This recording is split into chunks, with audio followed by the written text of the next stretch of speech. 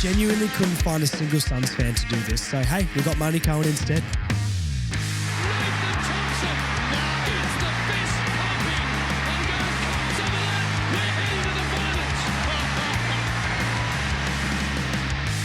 You guys asked for me to come on a preview pod, and so I'm giving the people what they want, and I'm here with Josh for the preview pod. Yes, this is like, it's almost like an early birthday present for you. Yeah, Marnie. You know, this is wild. Now, look, we scoured the internet for Suns creators and we found zilch. Okay, we reached out to a couple of people and they did not get back to us. And other than that, there's not really much Suns stuff out there. So I said, who knows the most about the Gold Coast Suns in Victoria? Marnie Cohen does. Let's just, Marnie Cohen. Marnie shares the same name as a very good Suns player who's also called Marnie. And we thought, well, there's a connection there. She knows all the inside goss on the Suns and we've reeled her in. So Marnie is back. Thanks for having me. Yes, that is fine, Marnie. You're welcome. Thank you. Welcome on the podcast. To my own podcast. Yes. Great. Are you nervous about being on a preview podcast? Is it different? No, I've been on a couple of previews earlier in the year with the besties, and spoiler alert, I'll be on a couple more preview pods throughout the year. News, so guys, stay tuned for that. Yeah. Look, it is a bit intimidating. I've got big shoes to fill. I've obviously had some incredible guests join us for the preview podcast throughout the year. So I'm a bit nervous, but I'm here. I'm going to do my best. And you guys let me know how you think I've gone with my incredible wealth of Suns knowledge. Now, I think you have to play the part of a Suns fan here, Marnie. So for the next 20 minutes, you're not a North Melbourne fan. You're a Gold Coast Suns fan. Gee, all right, I'll see how I go. And you're probably the worst person on the planet to ask to represent another club. I think it'd be easy for me to do it, to be honest. But too bad, I did a preview podcast. So we got the Gold Coast Suns at Marvel Stadium. We do. It's an interesting one. So 1:45 on Saturday we play the Suns. You're probably listening to this on Friday. The Suns are really interesting for me in a few different ways. Firstly, what they've put together this season and then how they play normally against North. Let's just talk about the Suns in general. So the Suns, they definitely under Dimmer have looked the strongest, arguably they have since Gary Ablett was running around and won the Brownlow. Yeah, I mean, that was Gary Ablett dragging a bunch of scrubs across the line though, wasn't it? Yeah, pretty much. They're the most complete unit they've ever been, which is a low bar for the Suns because they've been rubbish. But they still have their challenges, and I think it's really hard to get a grip on where the Suns are at genuinely as a football club because they have not won away from home this year. Yeah, well, that's the interesting thing, isn't it? So going into Marvel Stadium, I'm obviously feel fairly confident. Yeah. Well, I was feeling fairly confident. The lack of Wardlaw scares me a lot because the Suns midfield is quite physical with Raul, Touk Miller in there and whatnot. But I don't know if we can. North really gets dictated with results by if we win the clearances or not, and that's going to be the place I think that. If we win, we can win the game. If not, I don't think we can. And no Wardlaw is terrifying in there. But the Suns don't win away from home. And I don't know. If they were going to do it, it's probably against North Melbourne. Yeah, right? Seriously. I just think it's so hard to know how this game is going to play out.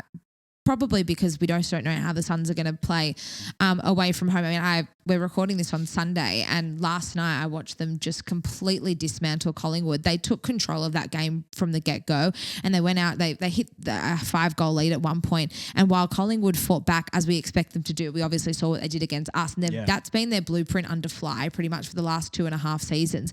But as soon as Collingwood hit the front, the Suns just upped the ante, and they responded really strongly and ended up taking out the 4 points. And they're so impressive at home, but as soon as they leave the Gold Coast, they just look like a complete shell of themselves. And they've been demolished a few times this year. They lost last week, the week before, against Fremantle, and they've been smashed a couple of times away from home as well. So I just think it's going to be a really, really interesting one. I trust how well we've been playing post-bye. Obviously, the game against the Bulldogs, we looked flat, but we were still able to keep that within 17 points. Yeah. So the way we've been playing post-bye gives me confidence to think we can match them, but I just don't think we can. Look, I don't think North can really disrespect any opposition that we come against, considering our last 6 years. Exactly. Yeah. But I don't think we can go into this game and say the Suns are rubbish away from home, so then we really shouldn't have to worry. I think this is it's even more of a reason why we actually need to step up and just throw everything at them, because I really think we've got a big opportunity here to get the 4 points. Yeah, we need to step up to the Suns. That's the thing. They're not going to come into our house and be like, oh, God, we're under the pump here. The Suns are the better team. Yeah. And it's gross because the Suns are a yuck club. But we need to make sure we step up to their level and we compete with them, to be honest. And it doesn't feel good to say, but that's where we're at. So, what do you think the Suns' strongest areas are? Like if there was going to be one area that you think the Suns can take advantage of us, or what they do the best, what do you think it is? Unfortunately, I do think it's the midfield, and I think this is going to be a really, really big thing for us. Matt Rowell, I think, has been the best contested possession player throughout the year. Yes, I heard on the coverage of the game last night. Yep. So I think that we don't have that big intimidating midfielder with George Wardlaw sidelined. I would love to see Rowell and Wardlaw go at it together. That just won't happen, unfortunately. I know it won't, but geez, that'd be a good contest. I also think their defense last night was excellent. They stood up really, really well, and they also weathered the storm. Their rebounding outside of the 50 is really good. They're quick. Yeah, which is our kryptonite. Exactly. And our tackling pressure inside the forward 50 has been very hit and miss throughout the season. We're just not consistent enough in there. So that also kind of worries me. And then the obvious one is Ben King up forward. He's great. He's a great forward, and he kicked 4 against Collingwood, and I think he's had a pretty consistent season. And we know that Aiden Core just completely blanketed Max King when we played St Kilda earlier in the year, and he has played on Ben King, and he didn't really do very well. No. King slayed against the Saints, but not against the Suns. So we're hoping for a bounce back from Aiden Core's game last week to tallying up. Hopefully, if Alistair Clarkson is the all-star coach we think he is, he needs to go to Aiden Core and be like, Aiden, that's Max. And he goes, Max plays for the Suns? He's like, yes, that's Max. He goes, okay. So then Aiden Core knows he's going to kill him. If Aiden Core needs any advice for this week, it's my birthday. Don't let me down, please. Don't let Marnie down. No, play Aiden. for me, please. I would love that so much. The other thing with the Suns is we don't really have a great record against them. They've actually become one of our bogey sides. Gross. Look, most of the time that is when we play them away from in Darwin. So on their terms. 400% So humidity. Darwin, and we've played them in Cairns before and on the Gold Coast as well. Ugh. Usually when we play them at one of those venues, we just don't have the will to go with them. Obviously, our infamous win, I should say. Infamous loss. Our infamous win came against them in round 24 last year in Tasmania. Under the roof at Marvel, we're pretty hit and miss. We've won some, we've also lost some, and quite badly. We've had some really strong wins, 5, 6, 7 goals, but then also we've been on the receiving end of 9, 10 goal losses at the hands of the Suns under the roof. So that's another really interesting thing. And I find this game really hard to predict. My gut tells me the Suns are going to show up to a degree.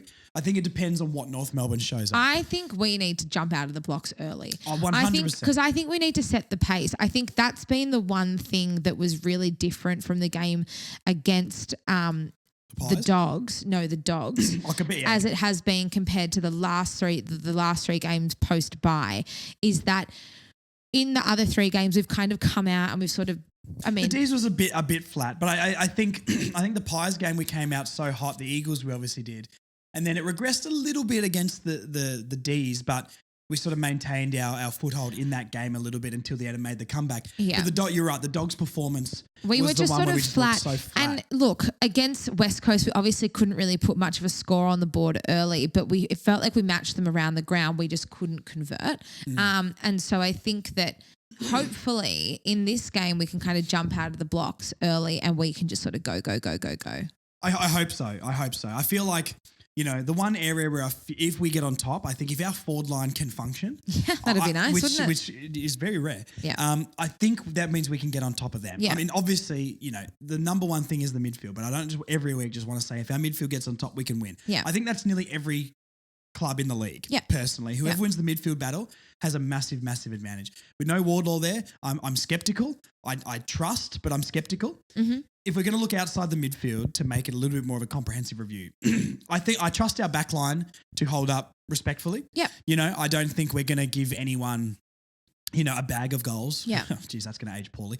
The biggest thing for us outside of our midfield is if our forward line can function, like I think it did last quarter, against the D's a little bit, especially against the Pies Collingwood. And the Eagles. Yeah. If we get anywhere near that level, I think we can win this game. Yeah. I really, really do. Yeah. But that to me is the biggest domino outside the midfield. I think I trust our defense to step up and do what they need to do. Yeah. It's the entry into the forward 50 and it's the options that the forward line gives to them as well. Yeah, and I think the thing with the Suns as well is it's not so much their key forwards, it's more their smaller forwards. You've obviously got Lukosius and then you've got Anderson. I don't even know if Anderson's playing, to be honest, at the moment, but then you've got the likes of someone like Sexton, and they've just got these players who just pop up and make magic out of nowhere. Because they're all relatively unknown because they're not obviously in Victoria. But also being the Gold Coast Suns, we don't really pay attention to what they do. And then all of a sudden you get to these guys I've never heard of. We know I'm not the best guy when it comes to like opposition players, but you know, they've got a lot of guys I feel like are fairly unknown, but maybe that leads into us not knowing how much they can. Well, it damage. helps them fly under the radar. And I think that's why they've been able to sort of bank a few wins, albeit they've all been up home games.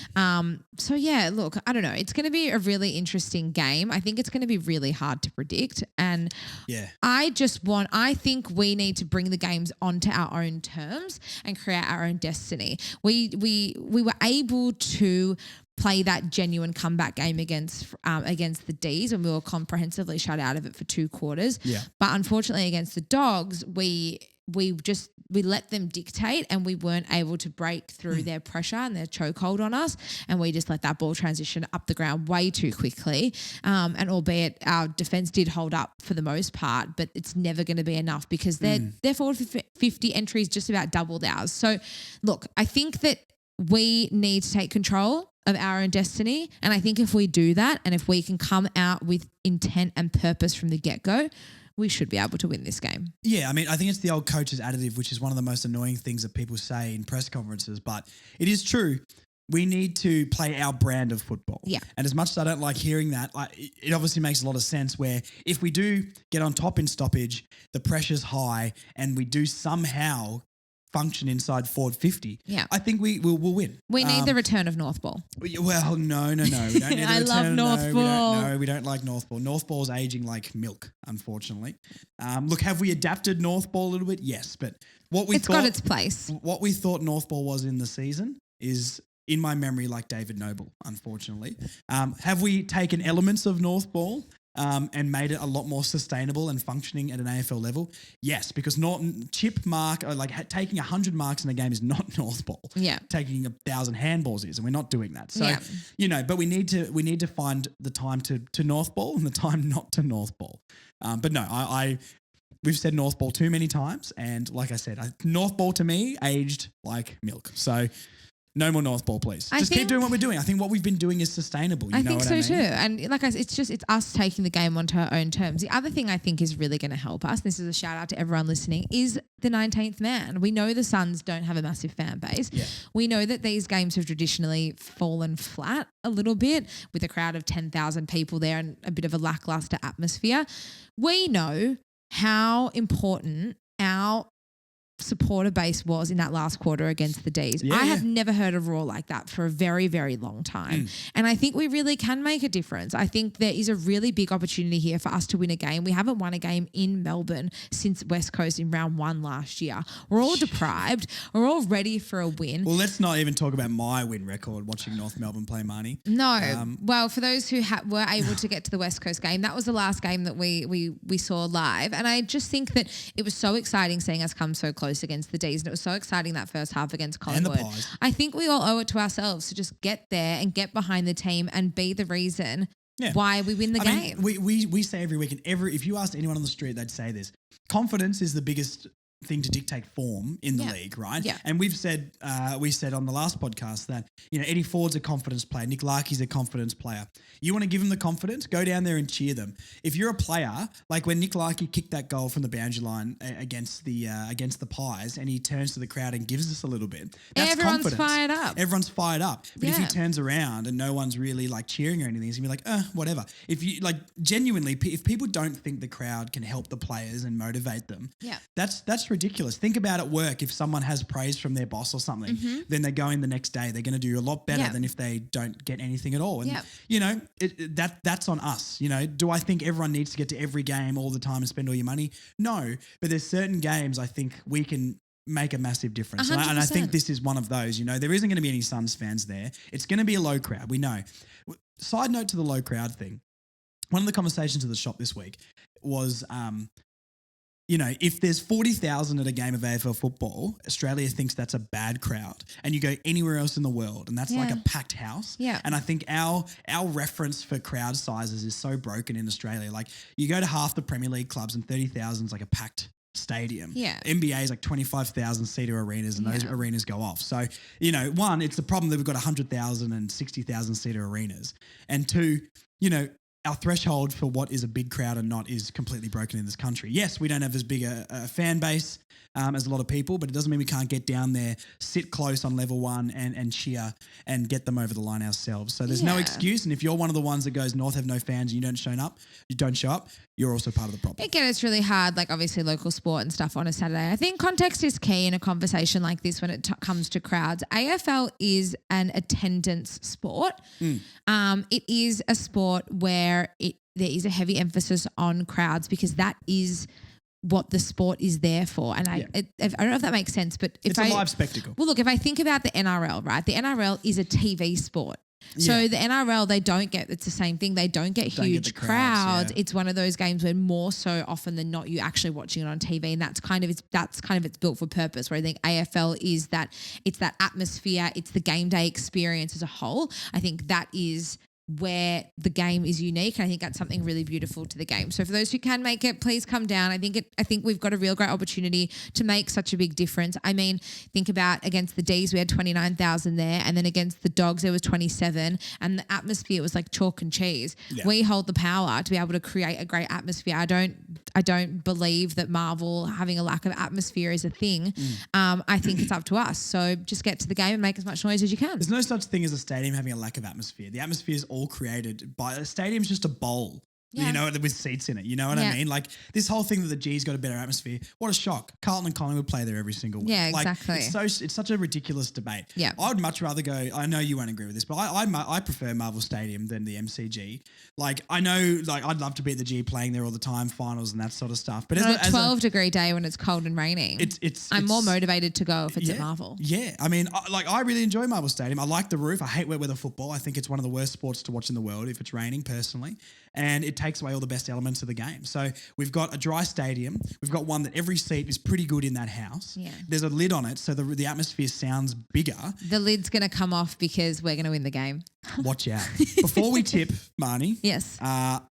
What is a player from the Suns, or name a couple of players from the Suns that you're worried about or think could get on top of us? Oh, I think the obvious: Matt Rao, Tuke Miller, Ben King, Lukosius.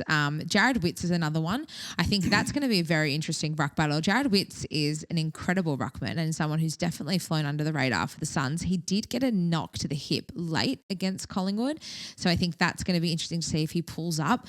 But I think it's going to be a fascinating ruck battle between he and Sherry. Two very big blokes as well. Yes, very similar type of ruckman. I'm actually excited for that. I think the two obvious big challenges for Tristan Cherry is Gawn, who he actually played very, very, very well against the D's, and he'll have Grundy next week in Sydney. But Jared Witts is probably someone who may push him as well, and I think it's going to be really interesting to see how he goes. Yeah, absolutely.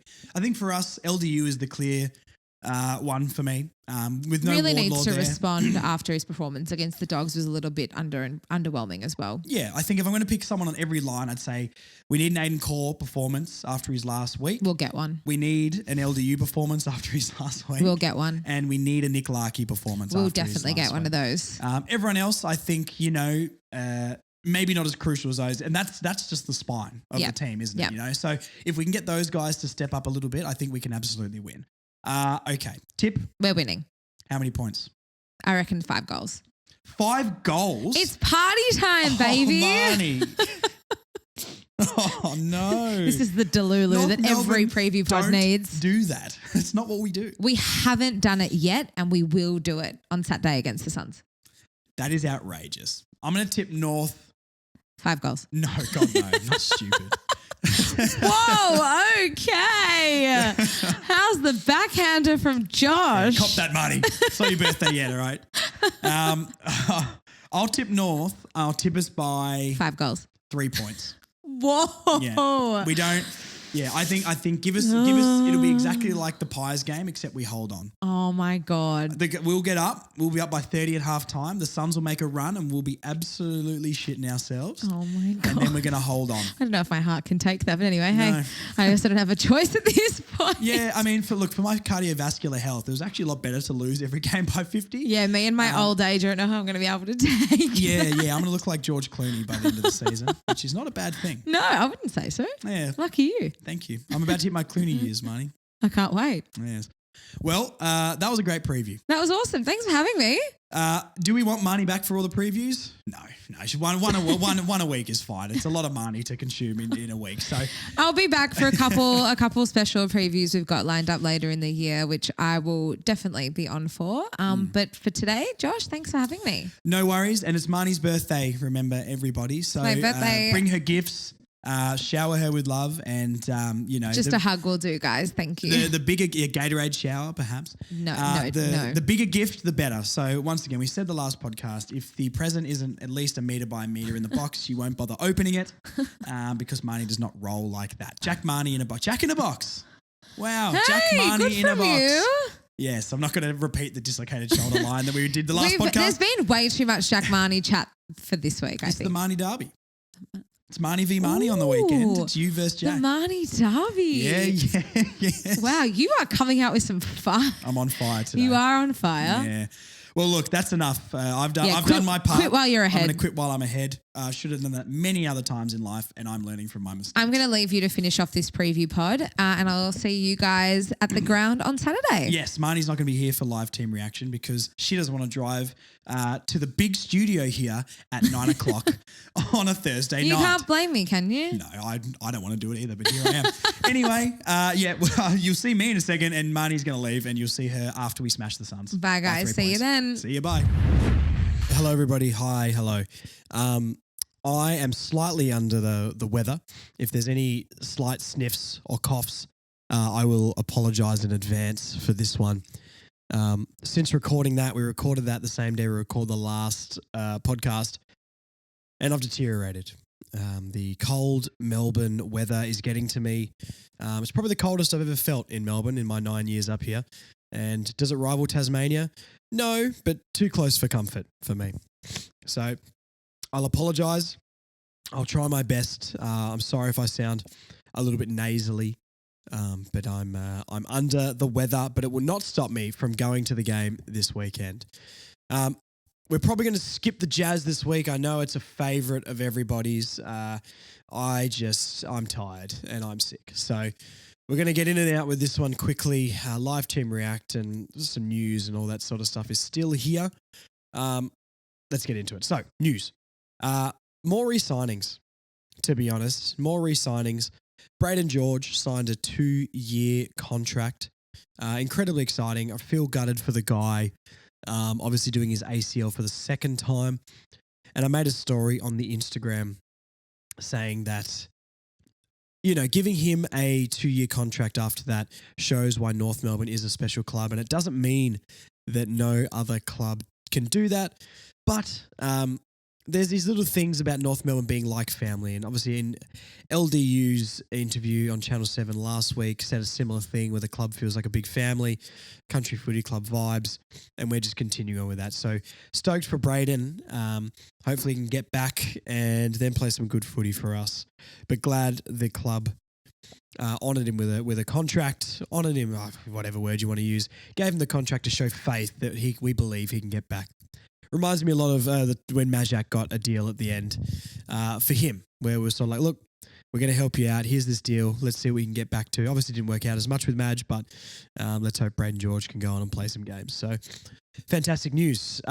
Jackson Archer. Now, as far as I know, the club hasn't announced it yet, but the AFL announced it. I didn't see a post on the page. And I check it right now, but I need to not see the team line up for the live team reaction. So as far as I know, Jackson Archer has signed. The AFL reported it, Fox Footy reported it, Footy on 9 reported it, all the reputable outlets. And apparently he's signing another couple of years. So that's fantastic. He's earned everything he's got, playing really, really well. So really love what he's done and definitely deserved. So it's good to see so many of these young players re-signing. The mass exodus continues. It's good that these young kids are sort of starting to come on, and it'll show for anyone who's not quite making that first team that they can do it. And if they can get there, they're going to get rewarded with a contract. So, yeah, that was really good to see. Okay. The Northern Territory takeover. Now, look, I'm not super informed on this, but I've read a couple of articles, and North Melbourne is trying to set up an academy system in the entire Northern Territory.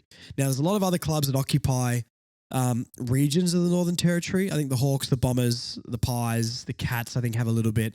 I don't know exactly whereabouts, and there's a couple more teams in there too. But North's trying to take over the entire Northern Territory, so we would get priority access to these players. And I think that's a great idea. Obviously, it was met with disdain from everybody else, but what a surprise it was always going to be. And what a surprise the article was written by one Caroline Wilson. So here's the teams here. So Geelong, Essendon, Hawthorn, Collingwood and Melbourne currently have pathways in the Northern Territory. And yeah, we're labelling it a takeover, apparently, and especially with Tasmania coming in. So I think that'd be a fantastic idea. Of course, our friend Sam McClure says, AFL journalist Sam McClure says it's a lazy way out for North Melbourne, which is ridiculous, and we know it's just a clickbaity headline. I mean, he's probably one of the least reputable journalists under Mr. Corns and Caro. To be fair, I don't hate Kane Corns. He just has some awful takes, but I think Kane Corns knows that sometimes he's playing it up for views, but I genuinely think McClure and Caroline Wilson believe what they're saying, and that's fine. I mean, we can just sit back and laugh at them. He said, that sends the wrong message, doesn't it? McClure asked. No, not really. Not really, mate. No. If we're good enough to take over and recruit in that part of the country, then we deserve to. There's always hesitancy, I guess, with recruiting from the Northern Territory. Very different way of life up there, moving to Melbourne, different weather, different environment. There's been plenty of, say, Indigenous talent in the past, maybe miss home and not settle in, and maybe their careers didn't pan out the way. But as we also know, the Indigenous guys are arguably the most exciting players in the league when they're on. So if we can develop a pathway from the Northern Territory to get first access as like an academy, like the Gold Coast get all the time, then it'll be fantastic. And the more highlight plays, the better. The more Wells and Thomas and Cracker Brothers and Matt Campbell's and Phoenix Spices that we get on the list, the better. So anyway, it's very exciting, and I really hope it goes through. I really, really do. It's interesting the backlash on it though from in quotation marks reputable journalists. Like, if it's the easy way out, I don't know then why Gold Coast and all these other like teams get academies, like Sydney and whatnot get their academies. Isn't it just exactly the same thing, except we just have a much lesser talent pool? I mean, there's more talent in Melbourne, we know that, but we're splitting it amongst plenty of teams. So I'm pretty sure it would dilute it. I mean, AFL is getting more popular everywhere. You can see it growing in Sydney a lot. The Swans basically have the entire state to pick talent from, but that's okay. But us sharing Victoria with 7 or 8 teams, not okay, apparently.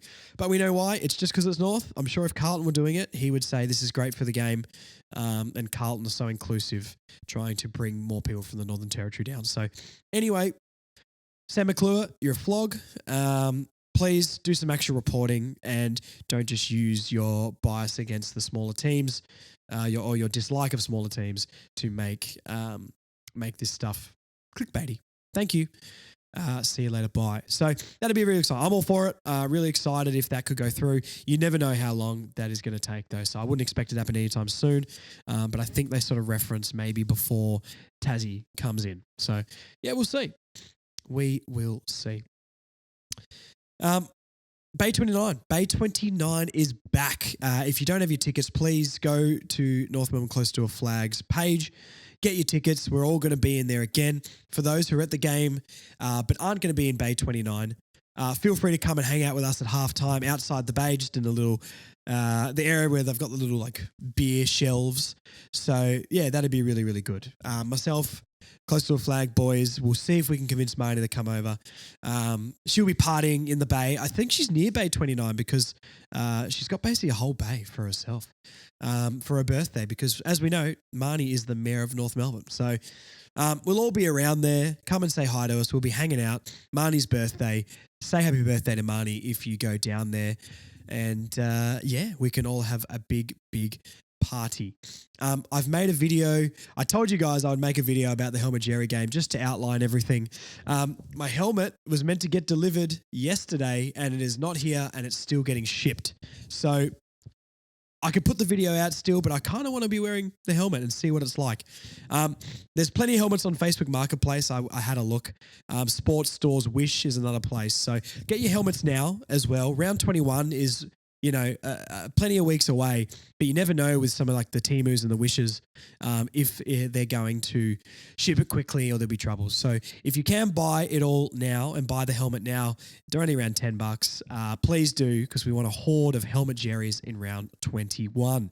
So please do that. If you want a link or anything like that, message the page and I'll get back to everyone as soon as I can and send you the link where I bought it from Temu. But mine is purchased. It's on the way. I've had a couple of listeners message me and say they've already got their helmets. So that's very, very exciting. Trying to take a breath here. Sorry, guys, I'm blocked up. That is all for news. Okay, team reaction, live team react. What would I want to do? The only real change I guess I really, really want to make, say McKercher out, McKercher in and Pink out. I think that is the one I would personally go for. Other than that, we've been playing pretty well. So I think a continuous lineup is pretty good. Injury clouds, obviously Wardlaw is not playing, and Zach Fisher is an injury cloud with his foot. So let's see what the teams are. I'll just get it up now and we'll live team react. I think that's all I would really, really want, to be honest. Okay, Fisher out, McKercher in. Fisher out, McKercher in. Other than that, unchanged. Toby Pink. Has he got dirt on Alistair Clarkson? Jeez, I got no idea. Anyway, yeah, basically unchanged. I mean, look, McKercher for Fisher, a straight swap, pretty good. No Fisher, no Wardlaw makes me very worried against the Gold Coast, against any team, to be honest. Fisher's been in fantastic form. And Colby, glad to see him back. Wardlaw, I think it's ridiculous that he can't play this game. I think the protocol, and this is the last day of protocol, will be on the Saturday.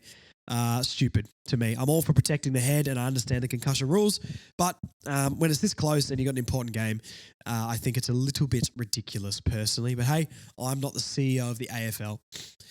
Jared Witts is out for the Gold Coast, which is a big out for them. He's a great ruckman. So Tristan Jerry should be having a field day.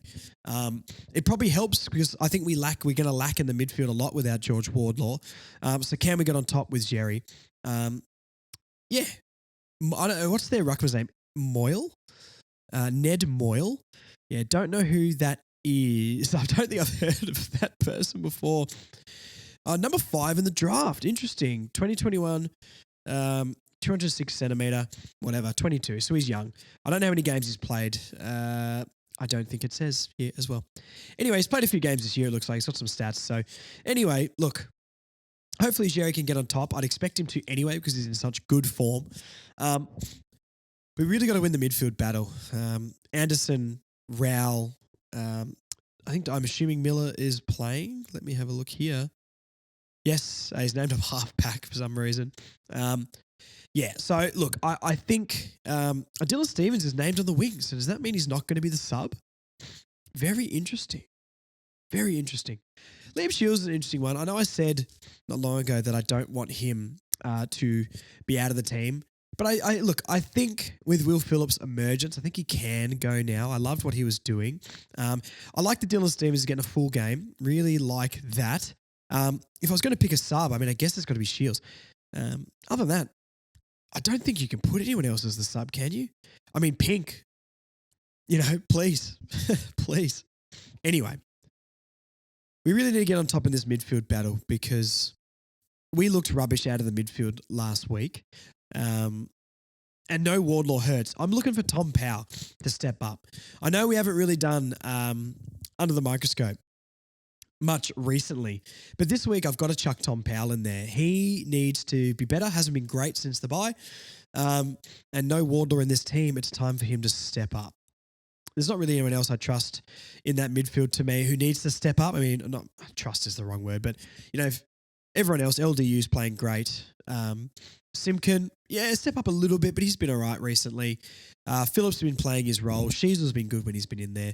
I'd love to see a Curtis or a Zerha go into the midfield for a few centre bounces, even if it's 5 to 8 a game, just to cause a bit of chaos. And Eddie Ford is one, or a Curtis Taylor, maybe not Curtis Taylor, but an Eddie Ford would be one I would like to see in there too, just a bigger body. Matt Rowell is going to tackle for days, we know that, and he brings the toughness, and we lost our toughness. So, look, we'll see. We will see.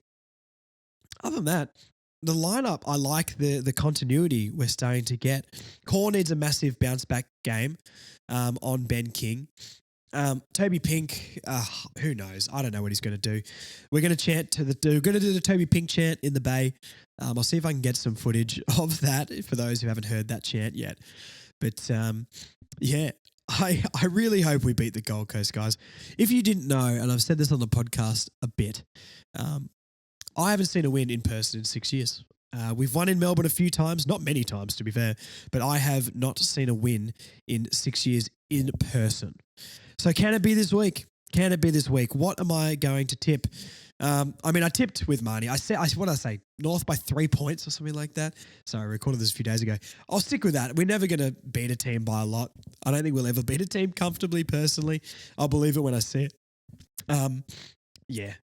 North by 3 points. A nail biter for the blockbuster at Marvel Stadium against the Suns. Okay, I think that's about it with the team. I don't mind it. Hardeman, Lazaro, Hansen Jr. on the emergencies too. Yeah, okay. Whatever. I wasn't expecting many changes. I don't expect many changes from North anymore. Crazy. Here's my tips for the week.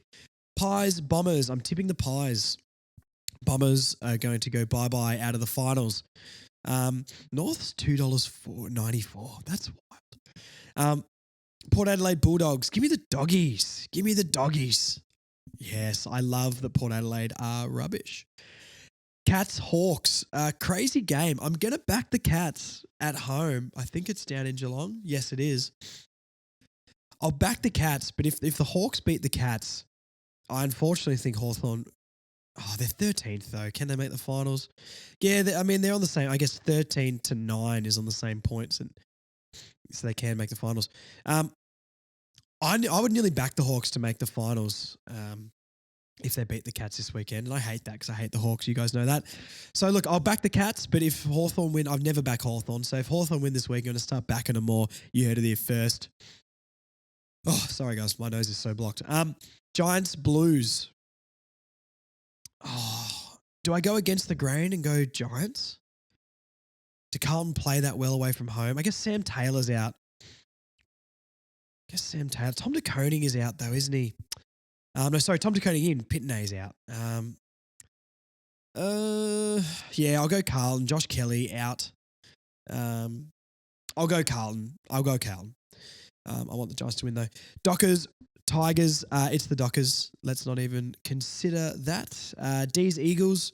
Wow. What a game that could be. D's are $1.14 after how they've been playing. That's crazy.